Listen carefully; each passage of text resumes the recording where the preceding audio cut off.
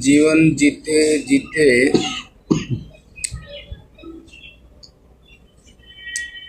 बारीकी से सूक्ष्म अध्ययन करने पर यह समझ में आवे कि जो संसार से प्राप्त मैं है, यदि उसके अनुसार जीवे तो जीवन प्रतिकूल, विघ्नकारी और अशांतिदायक हो जाता है।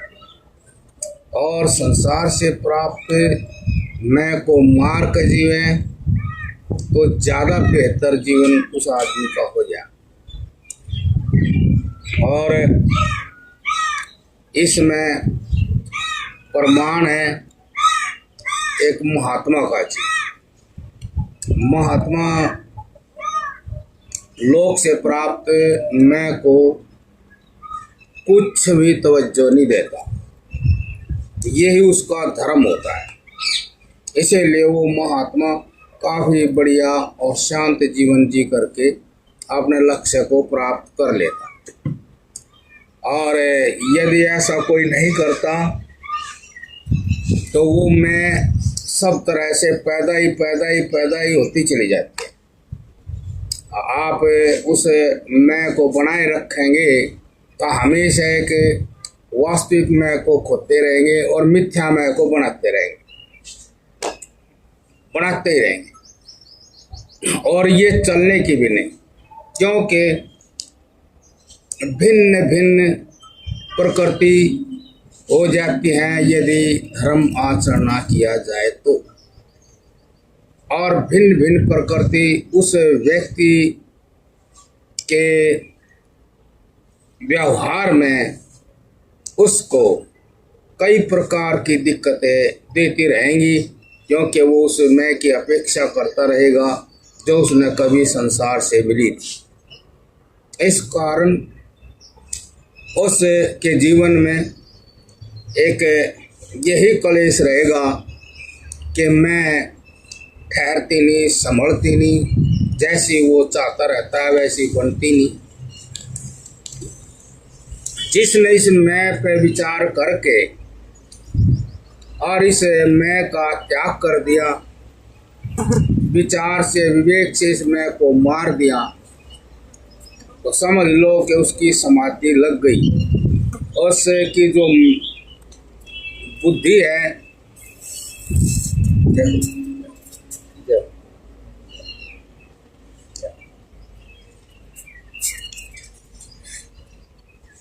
उसकी बुद्धि जो है वो सम हो जाती है। बाहर से तो उसने मैं मार दी और अंदर वाली मैं उसको बराबर मिली रहती है। हमेशा उसको एक सच्ची मैं की अनुभूति बनी रहती है और वो सच्ची मैं अपनी नहीं सर्वव्यापक रूप से उसको महसूस रहती है। तो इसलिए जो हमारे बाहर के विषयों के संग से, सुखों के संग से जो मैं प्राप्त होती है, वो मैं हमें सम नहीं होने देती, एक रूप से एक रस अनुभूति नहीं होने देती। एक प्रकार से हमारा जो मन लाभ का प्यासा रहता है, वो लाभ उसको उतना मिलता ही नहीं जितनी वो मांग करता रहता है। और जो इसकी उपेक्षा ही कर देता है, बाहर से चाहे अच्छी मिली चाहे खराब मिली, थोड़ी मिली घनी मिली, इसलिए उसकी टोटल उपेक्षा करनी पड़ती है। जब वो उसकी उपेक्षा करें अर्थात मैं की अपेक्षाएं ना करें। बस कर्म करना ही उसका धर्म है। अब यहाँ कर्म तो करना ही है, और वो कर्म करे जो आत्मा के भले के लिए है, बस आत्म कल्याण के लिए है, वही कर्म करे।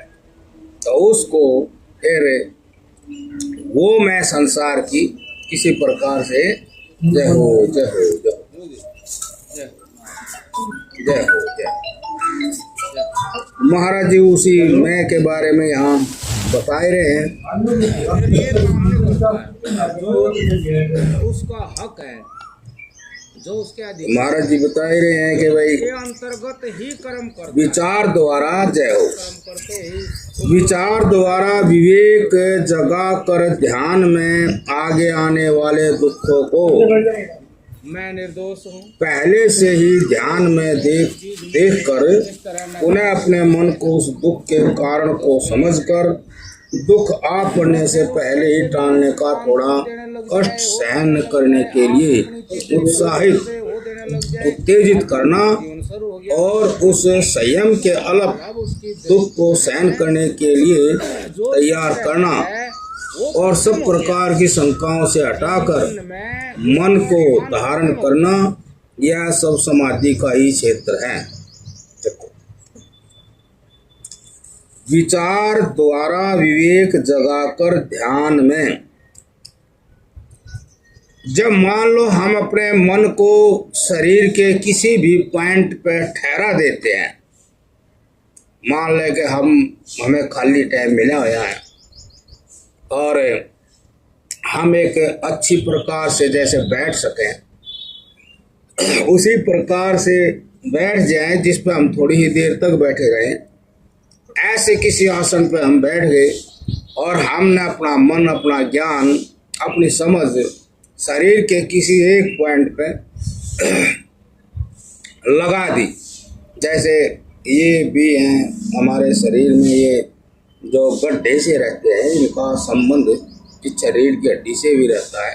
ये मान लो कि उनके रीढ़ की हड्डी में जो कोई विशेषता है, उस विशेषता को दर्शाने के लिए इधर ये चिन्ह बना दिए हैं। हाँ, जैसे ये गड्ढा सा है यहाँ, एक ये गड्ढा सा है यहाँ, एक ये गड्ढा सा है यहाँ, ऐसे ना भी है, ऐसे नीचे हैं 2 पॉइंट इस पर। वैसे अब उस आदमी ने ही स्वयं देखना पड़ेगा मेरा मन कहाँ जल्दी और आसानी से ठहरता है, क्योंकि जन्म जन्म से कोई भी मनुष्य उस परमात्मा की साधना किसी न किसी तरह करता ही रहता है। अब उसका मन कितना एकाग्र होता है तो वो स्वयं ही ठहरा के देख लेगा कि किस पॉइंट पर उसका मन आसानी से ठहर जाता है। तो अब जैसे हम मन को ठहराएंगे एक जगह, तो वैसे ही फिर मन में जो विकार है, मन की जो आदत है, उसका पता चलेगा।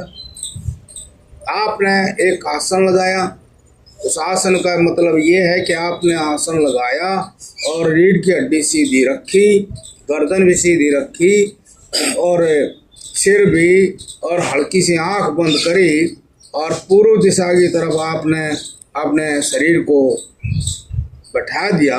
पूर्व दिशा में आपका मुख है। तो जब आप ऐसे बैठ जाते हैं तो उसके बाद एक भावना आपने इन पॉइंटों पर लेकर जानी है। अब भावना एक दृष्टि, एक समझ की दृष्टि यहाँ लेके जाएंगे तो आप एक बार तो उसको लगा देंगे, लेकिन उसकी आदत ऐसी है नहीं, तो अगले ही क्षण वो जो है आपका भाव बदल जाएगा, अर्थात दृष्टि बदल जाएगी, किसी पुराने पदार्थ वस्तु की या किसी कार्य की दृष्टि आ जाएगी। इसका मतलब ये हुआ कि आपका मन बिखर गया, आपका ज्ञान जहाँ लगाया था वहाँ नहीं है।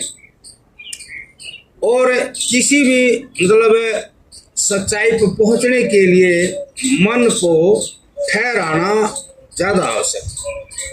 आप जैसे आप मास्टर जी भी हैं, कहीं बैठे हैं, तो जब क्लास में बच्चा बैठा होता है और मास्टर जी पढ़ाते हैं तो उसकी नज़र सभी बच्चों पर रहती है, तो बच्चों पर नजर रहती है, तो कोई बच्चा उनको दिखाई देता है।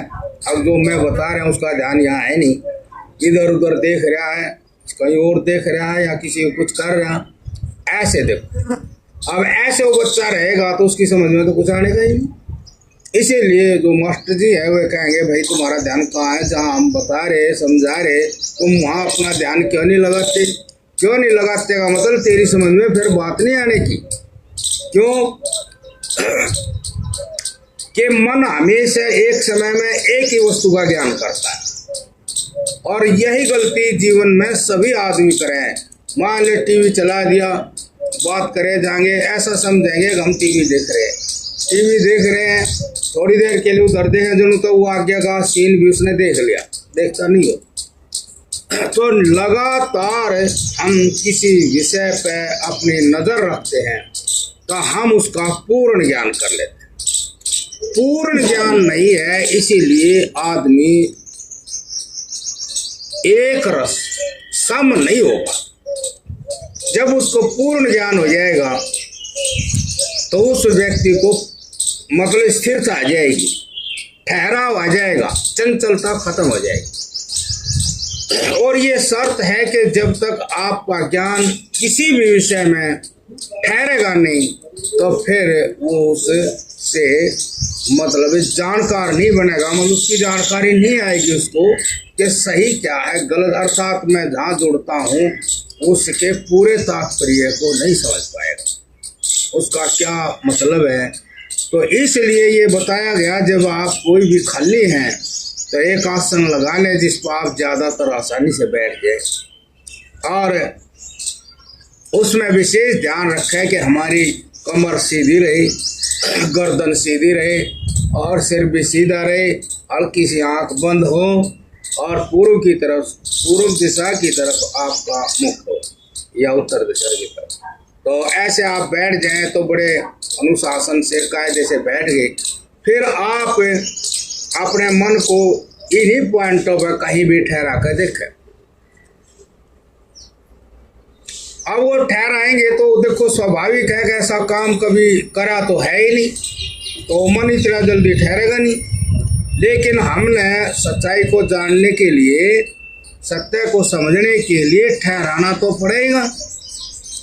अब महाराजियों का जीवन प्रमाण है कि भाई उनने ध्यान किया और कुछ सत्य जाना तो उनका जीवन ऐसा था, स्थिर था, चंचल नहीं था मन, किसी भी प्राणी पदार्थ वस्तु के लिए चंचल नहीं था, स्थिर थे। तो वो अपना अनुभव बता रहे हैं कि भाई आप भी ऐसा करेंगे तो आपके जीवन में एक स्थायी शांति आएगी और आप ज्ञानी हो जाएंगे, समझदार हो जाएंगे। जय हो नारायण, जय हो जय हो जय हो जय हो। तो अब उसके लिए बता रहे हैं कि विचार द्वारा विवेक जगाकर, शुरुआत ध्यान की विचार से होती है। अब ये ध्यान ही होता है, ध्यान का मतलब होता है जब आपने मन को ठहरा दिया, मन जाए तो सत्य का चिंतन करना, सत्य का चिंतन करना। जैसे आपने मन को ठहराया उसी समय मन थोड़े कुछ सेकंड के बाद कहीं चला जाता है।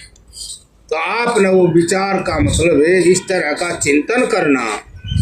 अब भाई मन वहाँ क्या लेने जाए, सारी चीजों में तो घूम फिर के आ लिए, घूम लिए, और हम आपको यहाँ स्थिर करें। अब हम खाली हैं, हमें कोई जिम्मेदारी नहीं है, कोई काम नहीं है, तो तू वहाँ क्यों जाता है, ऐसे उसको समझाए, फिर जाता भी है।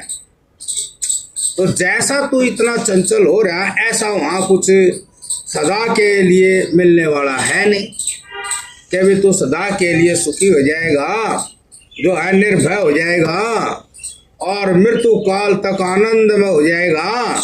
ऐसे बोल बोल करके मन को समझा।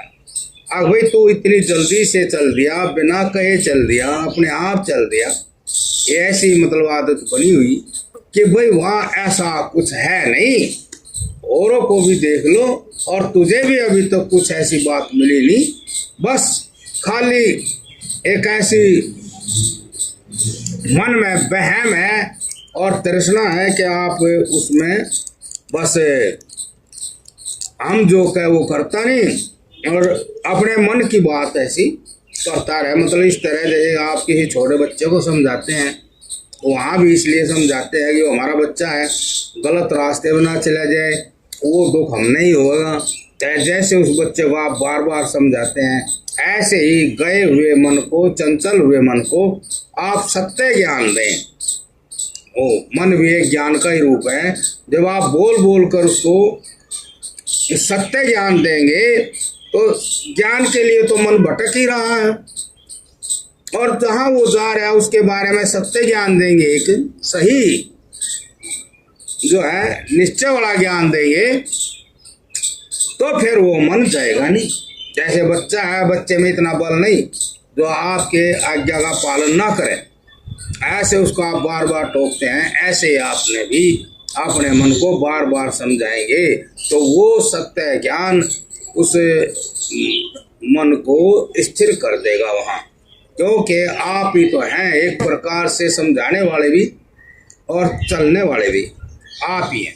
वो आप इस तरह हैं जैसे आप स्थिर कर रहे हैं, यहाँ आप इस तरह हैं कि कुछ समझदार है, और वो जाने वाला है वो संस्कार वासना है। तो इस संस्कार वासना के रूप में आप चले जाते हैं तो आप जाने वाले हो जाते हैं, और जब समझदारी के रूप में हो जाते हैं तो ठहरने वाले हो जाते हैं। तो इसलिए यहाँ ये बताया गया कि विचार के द्वारा विवेक जगाकर, मतलब जब आप विचार करेंगे तो आपको अलग अलग रूप से ये ज्ञान हो जाएगा सत्य क्या है, असत्य क्या है, कि मिथ्या खत्म होने वाला कौन है और न खत्म होने वाला कौन है, और हमें कौन प्रिय है। ये सब तरह की बातें यहाँ अपने आप खुलती चली जाएंगी। इसको कहते हैं विवेक ज्ञान, विवेक ख्याति, कि आप सत्य क्या है ये जान गए। जब सत्य जान जाएंगे तो आप फिर मिथ्या की तरफ क्यों जाएंगे। यहाँ हम देखो, ये बात तो स्वाभाविक है कि कोई भी व्यक्ति रास्ते पर चलता है तो अवश्य ही विघ्नों को देखता रहता है।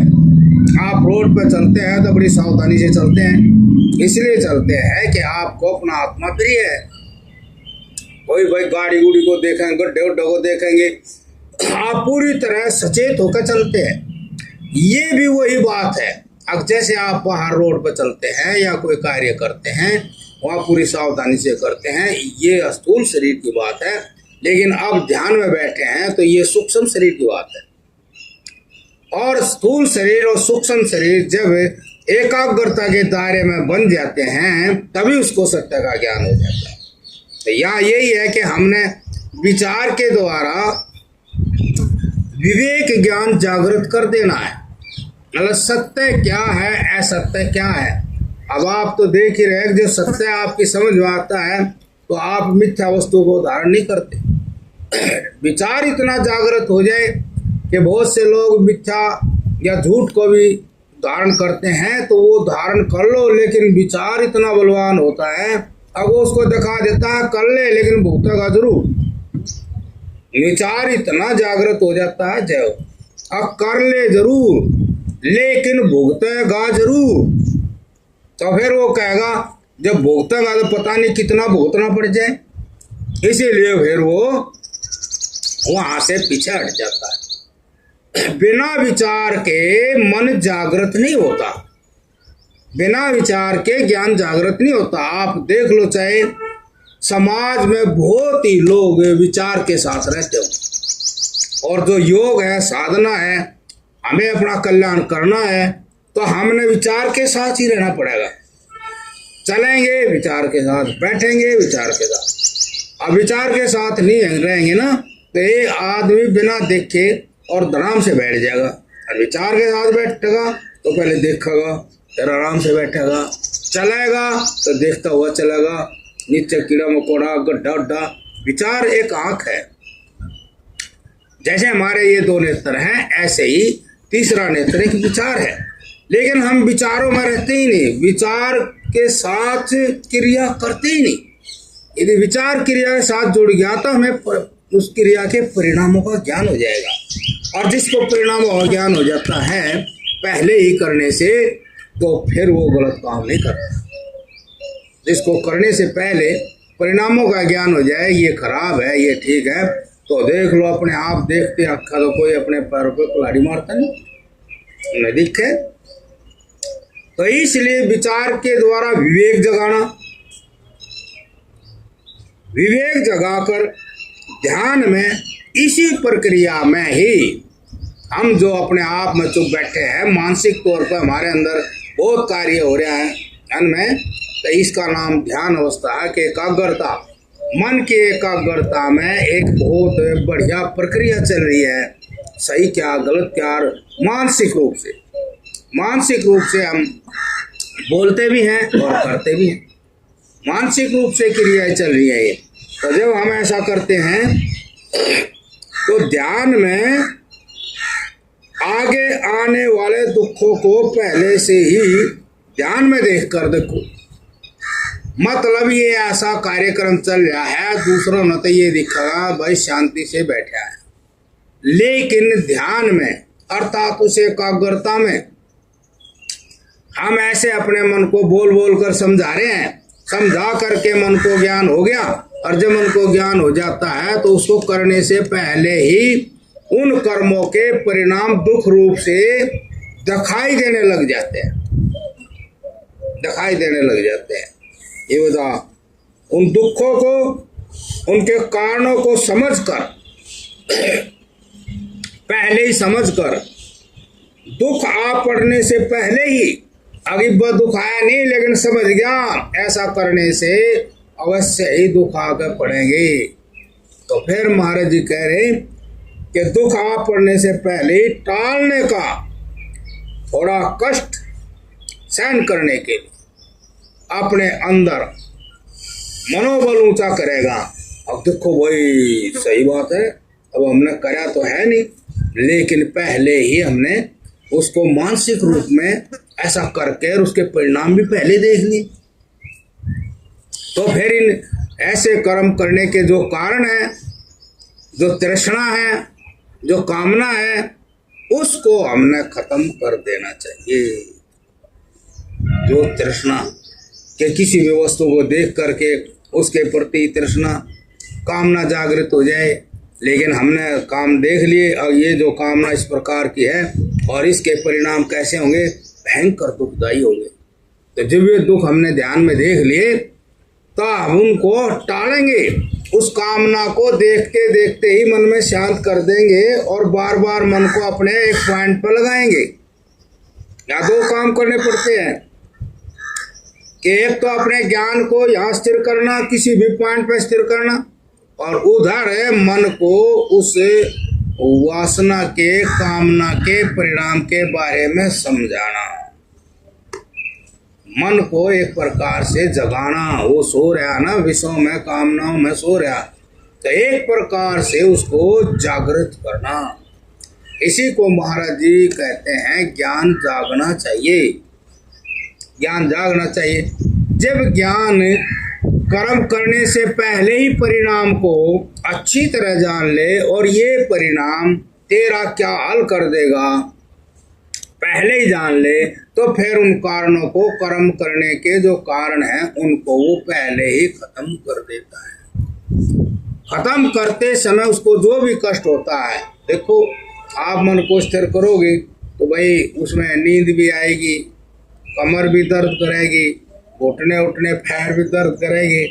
तो ऐसे तो देखो ये यहाँ नई बात तो है नहीं, आप कुछ भी करोगे वहाँ सारी जगह ये घटना होती है। अब छोटा बच्चा पढ़ता है वो परेशान हो जाता है बेचारा, नींद आएगी, बैठे बैठे आँख भी दुखने लग जा, कमर भी दुखने लग जा। लेकिन भाई ये तो जिंदगी है, इस जिंदगी को एक जगह ठीक सुख देने के लिए, अपनी सुविधाएं जुटाने के लिए, भाई पराधीनता से मुक्त रहने के लिए, एक स्वतंत्र जीवन जीने के लिए उसने ऐसा करना ही पड़ेगा। यदि ऐसा नहीं करेगा तो फिर दूसरों का दिन रहेगा वो। तो ऐसे वो भी इन कष्टों को सहन करता है। एक बच्चा जो जितनी बड़ी पोस्ट पर जाता है उतनी उसने मेहनत करनी पड़ती है। ऐसे यहाँ भी अब हमने एक आध्यात्मिक जीवन जीना, हमने एक ऐसे संतोषजनक धन को प्राप्त करना जो अपने ही धन से संतुष्ट हो जाता है। आत्मा एक ऐसा धन है जो अपने आप के धन से ही, उसमें इतनी महानता है, उसमें इतनी सच्चाई है, उसमें इतना निर्भयपना है, अर्थात वही सारे जगत का तत्व है, सार है, वो आपका आत्मा आप माने। तो उसकी प्राप्ति के लिए भी यदि हमने मन को रोकना पड़े और उसमें कोई कष्ट हो वो सहन ही करना पड़ेगा, अवश्य ही सहन करना पड़ेगा। नहीं करेंगे तो उससे कई गुना दुख सहन करना पड़ेगा, और सहन भी करेंगे और बार बार हम वही काम करे जाएंगे जिससे दुख ही दुख होंगे। ये सारी बात ध्यान में उसको ज्ञान होगी। अब मैं ऐसा, और फिर यदि ये प्रक्रिया हमने दुखी होकर त्याग दी, ऐसा त्यागने के बाद ऐसा जो जीवन है जिसमें ध्यान नहीं होता वो फिर पशु पक्षियों का होता है। उसमें कोई इस प्रकार का ध्यान ही नहीं होता, उनमें विचार विवेक वैराग्य की बात ही नहीं होती, कुछ भी नहीं होता। वो तो जो प्रकृति ने अपने प्रेरित कर दिया जैसा, चलो भाई, और ना कोई उसका समाधान का कोई विचार है, ना कोई समाधान की व्यवस्था है। उस समाधान की व्यवस्था भी कोई मतलब मनुष्य समाज ही करता है। अगर भाई इस पशु के टांग टूट रही, इसने ठीक कर दो, इसका पेट में ये दिक्कत आ रही है, ठीक कर दो, सब मनुष्य समाज ही करता है। तो इसलिए मतलब कोई भी दिक्कत है, कोई भी कष्ट है, उस कष्ट को हमने सहन करते हुए वो काम करना है कि दोबारा जो कष्ट नहीं देता है, ऐसा काम करना, दोबारा कष्ट नहीं देता। अब वो दोबारा कष्ट इसे वो कैसे नहीं देता है? जब हम इस प्रकार से एकाग्र हो करके विवेक जागृत करेंगे और मिथ्या आचरण से वैराग्य को प्राप्त होंगे, तो फिर हम मनुष्य, और मनुष्य से फिर हम धर्मात्मा, और धर्मात्मा से फिर हम योगी, योगी से फिर हम मोक्ष को प्राप्त हो जाएंगे। इसी व्यवस्था के लिए परमात्मा ने ये सारा संसार की रचना की है। ये संसार का मतलब है, रचना का मतलब है मोक्ष की प्राप्ति। एक ही पुरुषार्थ है, वो पुरुषार्थ है मोक्ष की प्राप्ति, और यही असली पुरुषार्थ है। ये असली पुरुषार्थ है अपने आप को अपने आप के अधीन रखना, अपने मन को अपने अधीन रखना। मतलब जब ये हम भगवान ने ऐसी कोई बुद्धि दे दी है, अब जब हम उसको जाने, और बुद्धि ऐसी है, वो बताती भी है, टोकती भी है, हम समझते भी हैं, तो फिर हम इसको कर ले तो फिर अवश्य ही उस प्रकृति का और सृष्टि का प्रयोजन पूरा हो जाता है। मुक्त जीवन, मोक्ष की प्राप्ति। ये बात बहुत अच्छी है कि हम जिए लेकिन मुक्त होकर जिए, और ये बात कितनी खराब है, जिए तो लेकिन पराधीन होकर जिए। हम अपने मन की भी नहीं कर सकते, हम अपने आप के लिए या अपने आप में जिए नहीं सकते। आज जैसे बहुत से बताते हैं भाई, कोई किसी से काम सीखता है, काम सीखता है तो वो उस बच्चे को काफ़ी परेशान करते, भारी भारी कड़े कड़े काम करवावे, और वो परेशान हो, बोले कैसे सीखेगा फिर कैसे सीखेगा? हाँ, वो काम तो वही सीखेगा जो भाई अपने काम को नहीं करता। यदि वो बच्चा बढ़िया पढ़ने में मेहनत कर ले, अब पढ़ाई करे, तो वो तो पराधीन काम है नहीं। घर बैठ के पढ़ो, बैठ कर पढ़ो, मन लगा के पढ़ो तो अच्छे नंबर आएंगे। वो अपने आप ही अपने वे नंबर जो है उसको एडमिशन दिलाते चले जाएंगे, बढ़िया बढ़िया कॉलेजों में, बढ़िया बढ़िया कोर्सों में, बढ़िया बढ़िया उसका नंबर अपने आप ही वे ले जाएंगे वहाँ से बढ़िया नौकरी के लिए। वहाँ अपने काम ठीक करेगा और अच्छे पैसे मिलेंगे। देखो, तो इस प्रकार से यदि हम कष्टों से घबरा के आसान सा रास्ता पकड़े तो इसका मतलब ये है कि हमने पराधीनता स्वीकार कर ली। आसान रास्ता पराधीनता का ही है, लेकिन पराधीनता में तो आपको सोपन में भी सुख नहीं होता। ये बिल्कुल सही बात।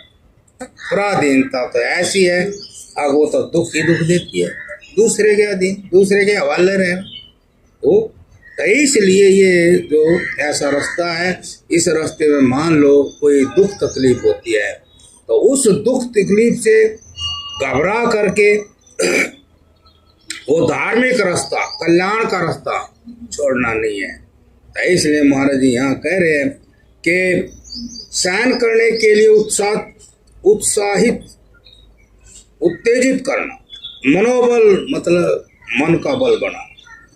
मन कमजोर पड़ेगा, अरे भाई कमर तो खड़ना की, और पता नहीं कुछ होगा भी नहीं होगा, कह रहे विवेक वैराग्य आत्मा आत्मा आत्मा करे जाए, पता नहीं कुछ होगा अपना, कहते हैं आत्मा का आनंद, आत्मा का आनंद, अभी तो कुछ हो नहीं रहा, कुछ समझ में नहीं आ रहा, और कमर टूट गई, घुटने में दर्द, नींद आवे और परेशानी पड़ी, और पता नहीं वैसे ही कह रहे क्या इतनी बार में तो वहाँ बहुत कुछ हो जाता, संसार में तो बहुत कुछ हो जाता, कहीं जाकर दुकान पर जलेबी खा लेते, कुछ और खा लेते, ठीक था काम, लेकिन यहाँ परेशान हो रहे। एक ऐसा दृष्टांत सा दिया गया कि भाई भगत अपना भजन कर रहे थे, तो बस बैठे थे, तो वो एक की नज़र पड़ गई, भाई तो नारद जी आ रहे, इनका काम है घूमना फिरना, तो उन्होंने कहा महात्मा जी बहुत सुनो। चले हाँ बोलो भाई। अगर देखो आप तो सब जगह घूमो और आप भगवान के पास भी जाते होगे। बोले हाँ चले जाएं। बोले हमारे बारे में पूछना, हम भगवान का भजन कर रहे, कितने दिन में मिल जाएंगे, और पूछ कर आना, फिर मैं बताना। कहाँ पूछ लेंगे। फिर वो चला गई तो एक दूसरा भी टकर गया, उन्हें भी आवाज़ लगाई आगे, महात्मा जी हाँ हाँ बोलो भाई। आप जाते रहो भगवान के पास, तो हम भगवान का भजन कर रहे हैं बड़ी श्रद्धा से, तो आप पूछना भगवान कितने दिन में दर्शन देंगे। हाँ आप पूछ लेंगे, क्या बात है, पूछ लेंगे। तो कितने दिन में आया, और फिर वो पहले वाले से मिला, तो बोले हाँ भाई पूछा। बोले हाँ पूछा। अच्छा हाँ तो क्या बोले भगवान, अब टाइम लगेगा। और कितना टाइम लगेगा, अब ये जो इस पेड़ के ऊपर जितने पत्ते इतने जन्म लग जाएंगे। आज तो वो फिर वो तो ढीला हो गया, तो बहुत टाइम लगेगा। और इतने दिन में संसार के सुखों का त्याग करके यहाँ बैठा रहूँगा। संसार में सुख बहुत बढ़िया बढ़िया है, और मैं यहाँ बैठा रहूँगा। वे भी गए, और यो टाइम बहुत लंबा खिंच गया था, तो इतने टाइम तक इतना, फिर चलो बहुत टाइम है, इतना वहाँ और देखा हूँ कुछ बढ़िया बढ़िया चीज़ हैं। तो वो तो अपना कट्टा बोरी ठा कर चला गया। जय उधर देखा भाई बने नहीं बात। जय हो जय हो जय हो जय जय। उसके मन में राग थोड़ा सा ज़्यादा था विषयों का। एक और भी है थोड़ी हंसी सी की बात। अब जैसे जय हो नारायण, जय हो जय हो जय हो जय। वो एक का लड़का लेट हो गया, आया नहीं घर, तो उन्हें देर होगी, रात होगी, तो उसने देखा कहाँ गया, आया नहीं आया। तो बूढ़ा आदमी देखने चला गया, तो कहीं प्रोग्राम सा हो रहा था, आवाज़ सी आ रही थी गाने की, नाच गाने की। तो उन्हें देखा कदे आड़े बढ़ रहा हो, उसने देखा तो वहाँ जवान जान लड़के लड़कियाँ बड़े डांस कर रहे। तो उसने देखा, तो वो लड़के ने तो भूल गया, तो वो डांस करे उन्होंने देखेगा, और फिर बोला तेरा हमारे जी तो बहुत पहले पैदा हो, यही पैदा होना चाहिए था। देख कितना बढ़िया प्रोग्राम चल रहा, मैं ही बुढ़ा हो गया, ये भी इस मौके पैदा होना चाहिए था। देख कितनी बढ़िया बात है, हम वहाँ हो जब कुछ था नहीं, अरे बुढ़े हो गए। वो लड़के ने भूल गया और उस दृश्य में खो गया। देखा है नहीं बात। बोलो वो लड़का था उसकी सेवा करता बुढ़ापे में, उन्हें तो भूल गया और उसका मन चंचल हो गया, वो ऐसा ही हो गया।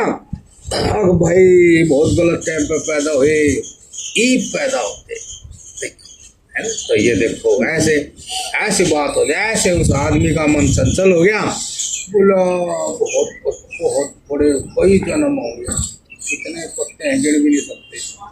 बोला भाई क्या फायदा, इतना चलो और जोटा मारा उड़े संसार में, और उसके मन में ये आ गया। अब भाई नहीं वो तो अपना कट्टा बोरी ठाकर चला गया।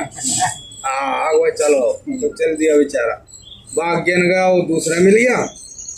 तो उसने कहा महात्मा जी आओ आओ, वो चले गया।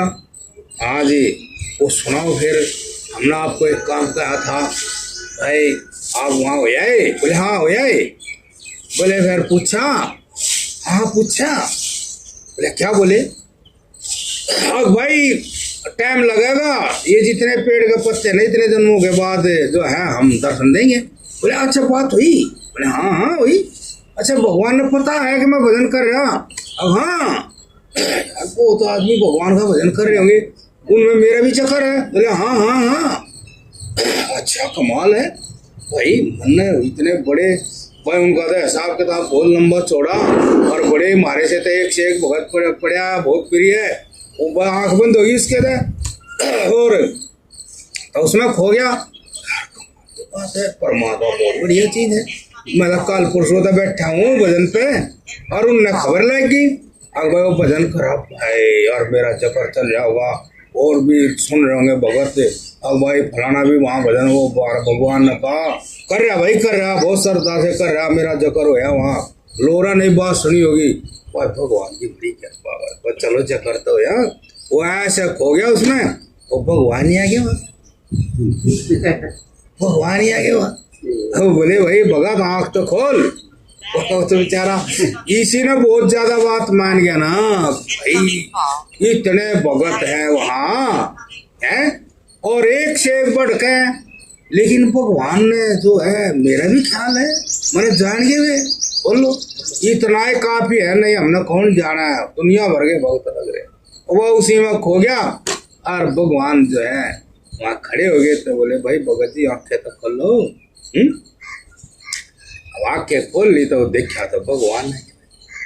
आंखें का मतलब चाहे भीतर की खुली चाहे बाहर की खुली, खुली तो सही, भगवान के दर्शन हो गए।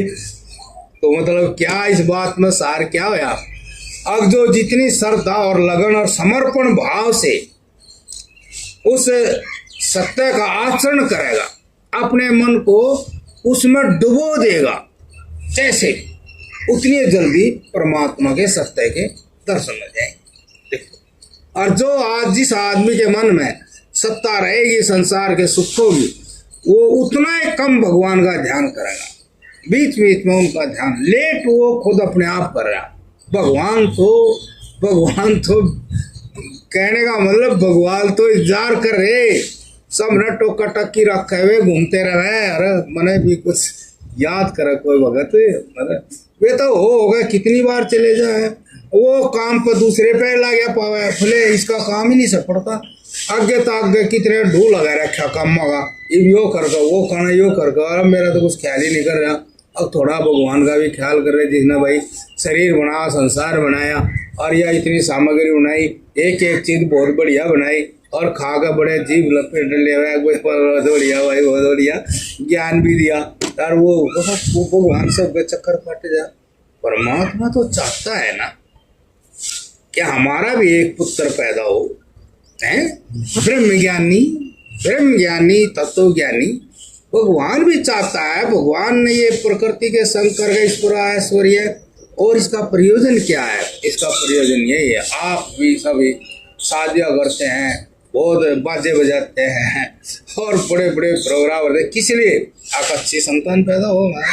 तो ऐसे ये परमात्मा भी जब प्रकृति का संग करते हैं, तो वो भी तो चाहते हैं हमारे भी कोई अच्छी संतान पैदा, बढ़िया संतान पैदा है। आप जैसे संतान का मतलब तो यूँ है, एक जो परमात्मा को जान जाए, समझ लो कि परमात्मा समझ गए हमारा एक संतान सुंदर पैदा तो होते हैं, ऐसी बात तो है नहीं, परमात्मा के संतान तो पैदा होते हैं, लेकिन वो पैदा होते ही या तो वो राक्षस ठहरे जाए या वे देवता ठहरे जाए। कोई तेरे संसार के सुखों को बटोर करके कोई दान करने में लग जा, कोई सेवा करने में लग जा। ऐसे भगवान के संतान तो बहुत हो रही, लेकिन भगवान तक तो नहीं जाती। ये पहले देवी देवता भी वही खड़े रहे, भाई पैदा हो ले लो ही नहीं, लपेटा दे दो नहीं है। राक्षस लोग अहंकार पालते हैं, तेरे समान तो कोई है ही नहीं, तो कहाँ बढ़े जाएंगे। तो इस तरह से भगवान की संतान तो होती है, लेकिन वे संतान बिचड़ जाती है। कहीं आसुरी शक्ति है, कहीं सुर शक्ति, मतलब कोई देवता है और राक्षस शक्ति है, उनमें चले जाते हैं। लेकिन कोई कोई विचारवान, जिन विचारवानों की बात हम कर रहे हैं यहाँ, ऐसे विचारवान जो है वे भगवान के पास ही जाते हैं, उनको जान लेते हैं। जब भी भगवान खुश होते हैं कि हमारी संतान पैदा हुई, एक खूबसूरत जैसी हम चाहते थे, जिसके लिए हमने ये सब कुछ किया था। तो यहाँ ये भगवान महाराज जी कह रहे कि उत्साहित उत्तेजित करना और उस समय उस संयम के अलग दुख को, संयम मतलब सुंदर रूप से, अच्छे रूप से हमने अपने मन पे, इंद्रियों पे और शासन किया। भाई इनको रोका, संभाल करके रोका, बढ़िया तरीके से रोका।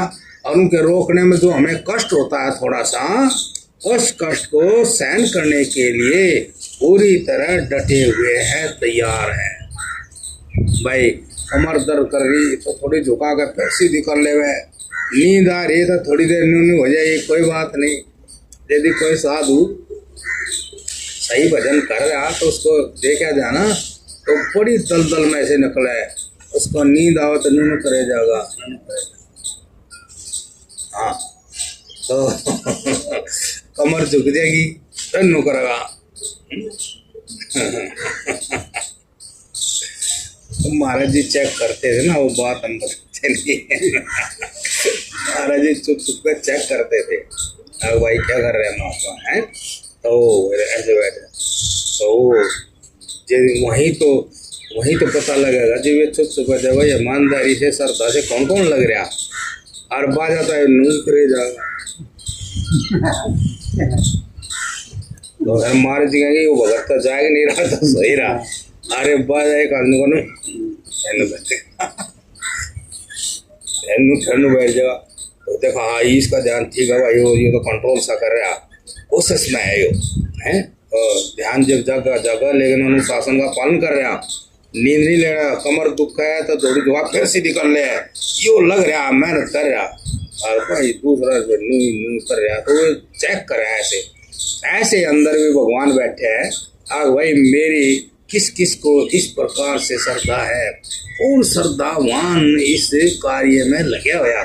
तो भगवान अंदर देखे हैं, गुरु बाहर देखे हैं, और आस में बैठे हैं। देखो हमारा चेला या हमारा जो पुत्र है वो कितना जो है मेहनती है, क्यों कि माया एक ऐसी चीज है, अब वो बहुत जल्दी लपेटा दे दे, लेकिन ये माया को जीतने के लिए मेहनत कर रहे, और नींद आओ तो फिर सीधे हो जा हटने के भाई। तो महाराज जी कह रहे हैं अब उस दुख को सहन करने के लिए तैयार करना भाई, युद्ध होएगा तो तू अपने अस्त्र शस्त्र बांध ले, ऐसे नकम्मे अस्त्र शस्त्र नहीं रखना, अब उसके सामने जाते हुए कंडम हो जा, तो इसलिए उसको तैयार करना। भाई नींद भी आओगी, कमर भी दुखेगी, घुटने उठने भी दुखेंगे, और भाई आसन पैर भी दुखेंगे, ये करेंगे, काफी दिक्कतें होती हैं इसमें।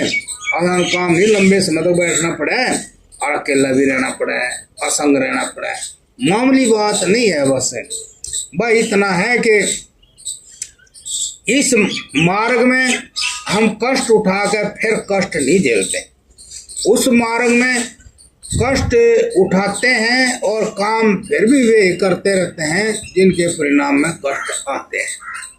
भाई ये फर्क है, वहाँ सुख मिलता है लेकिन कष्ट के साथ मिलता है, और कष्ट बना ही रहता है, और कोई भी कार्य हमारा बीच विघ्न में पड़ करके और कलेश भी दे देता है। लेकिन यहाँ एक बार आप जहाँ से निकल गए फिर आप घबराएंगे नहीं, वहाँ दोबारा भी निकल सकते, और एक बार जिस कष्ट को जीत गए वो दोबारा नहीं।